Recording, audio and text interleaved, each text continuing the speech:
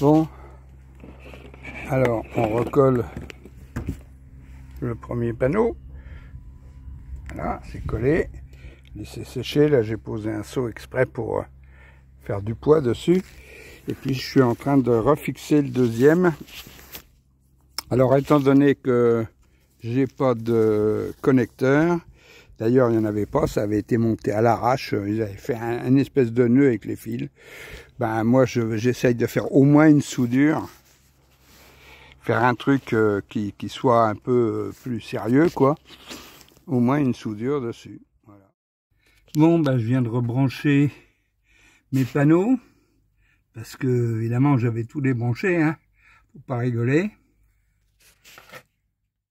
Bon, ben voilà. En fin de compte, on va avoir fait tout ce qu'on voulait faire.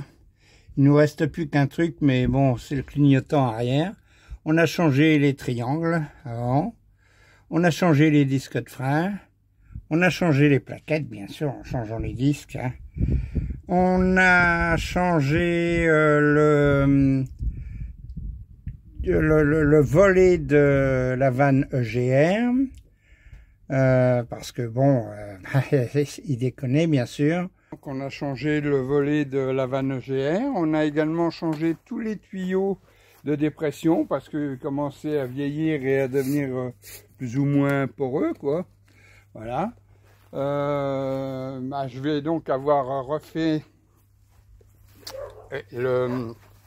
l'étanchéité du toit. Je vous fais voir ça.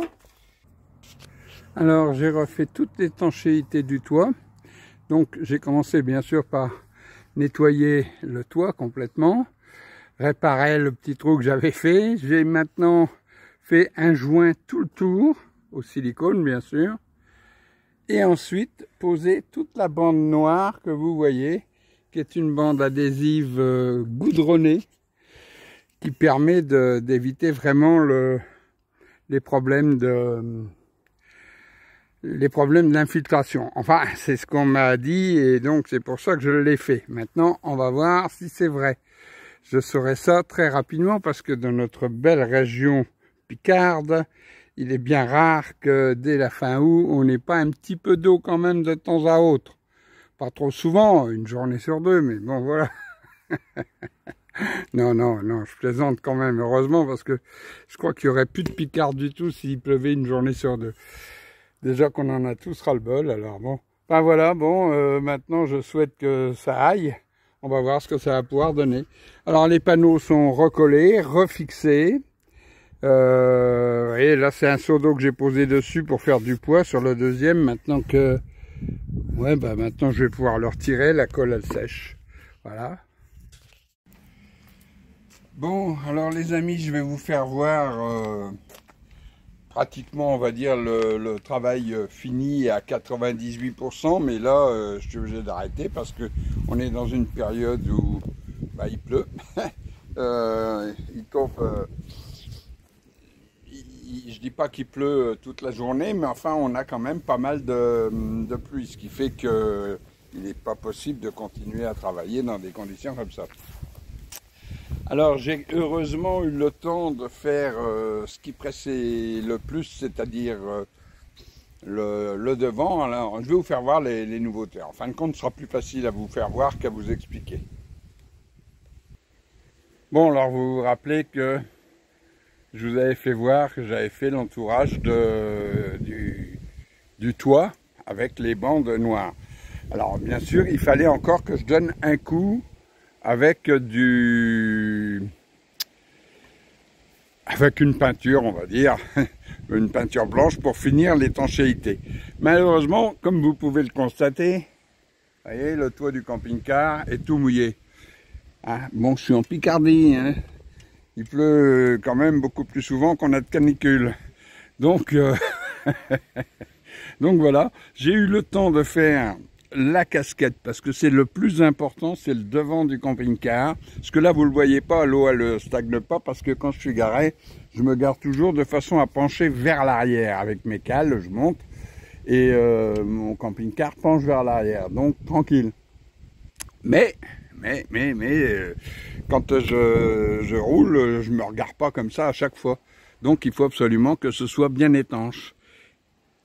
Voilà, alors là, ben, normalement en ayant passé ce produit, qui est du gel coat, voilà, ce qu'on utilise pour les bateaux également. Hein. Donc évidemment, si un bateau il prend l'eau, ça va pas bien quoi. Donc là j'ai fini ça, mais j'ai fait vraiment le plus rapide parce qu'ensuite je vais refaire le toit complet en bien blanc. Hein. Voilà. Et là, eh ben, je pense que maintenant on a une étanchéité qui devrait être bonne. Bien, alors, vous avez vu le temps que je vous ai fait voir. Regardez les beaux nuages. Oh, c'est beau quand même, hein. Voilà. Heureusement, le ciel n'est pas partout pareil. Il y a des endroits où on aperçoit du bleu. Voilà, il est là.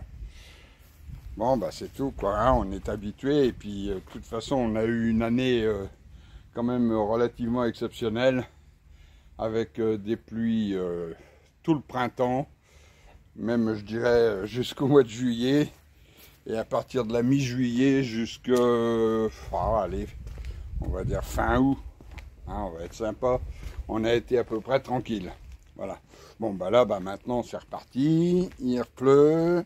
Là, je crois qu'on a une bonne dizaine de jours de pluie prévus comme ça. Alors, non seulement il pleut, mais en plus il fait froid. Hein, parce que là, aujourd'hui, en plein après-midi, on n'a que 15 degrés. Hein, c'est quand même pas exceptionnel. Hein, 15 degrés. Ouais, ça c'est... Alors, j'ai mes brugmansia, eux, qui n'aiment pas trop. Ouais. Ça n'aime pas trop le mauvais temps. Eh non. Mais enfin bon. Voilà. Arrivé à 5 degrés, ces plantes-là, elles rendent l'âme. Et il n'est pas question qu'elles rendent l'âme, donc je vais bientôt les rentrer. Bon ben voilà les amis, j'ai été encore obligé de couper parce qu'il s'est mis à en tomber une. Alors donc, maintenant que la plupart de mes travaux sont terminés, hormis, je vous le disais tout à l'heure, le clignotant, mais ça c'est pas moi qui vais m'en occuper parce que, bon bien sûr si c'était une ampoule je m'en serais occupé, mais l'électricité et moi ça fait complètement deux, on est vraiment totalement séparés, on est fâchés tous les deux, hein. J'aime pas ça du tout l'électricité, donc là c'est un copain qui va s'en occuper. Et moi, maintenant, il me reste à préparer l'intérieur, à charger, à passer les 2 dernières visites médicales qu'il me reste à passer. 1er octobre, ophtalmo, 14 octobre, angiologue. Et puis ensuite, je vais pouvoir mettre la clé dans le contact et partir d'abord visiter un petit peu toujours la France. Je visite toujours une quinzaine de jours la France. Je passe chez mon fils à Toulouse et bon, c'est l'occasion de se voir 2 fois par an. C'est pas beaucoup, mais bon, c'est comme ça. Hein. Donc je passe chez mon fils, je reste quelques jours. Ensuite, je pars vers l'Espagne. Je vais visiter une quinzaine de jours. Je revois un copain là-bas et je pense qu'on traversera pour le Maroc à peu près en même temps. Maroc où si tout se passe bien, je pense pouvoir tourner avant de descendre au terrain pendant au moins une quinzaine de jours. Voilà. Et puis comme d'habitude, je tournerai en fin de saison. Sors de là, mes mères. Allez. Elle était en train de piétiner mon teint, elle, ça va pas. Je partirai en fin de saison pour aller visiter aussi, comme d'hab. Hein. Bon, voilà, et j'espère vous voir cet hiver sur le camping. Hein. Passez me faire un petit coucou. Vous demandez Claude à l'accueil, ne vous inquiétez pas, ils savent qui c'est. Il n'y a pas de problème. Hein. Et puis, je sens que je vais être obligé de re-rentrer à nouveau parce que, voilà, il en retombe une petite, là, tout doucement. J'ai les gouttes qui arrivent. Et bon, c'est vraiment chiant, quoi. C'est pas possible. Bon, écoutez, les amis, je vous dis à bientôt dans une autre vidéo. Il est fort possible que ce soit en camping-car, mais enfin, on verra bien, à moins que ce soit sur le vélo. Allez, à bientôt, les amis. Profitez bien du soleil si vous en avez chez vous.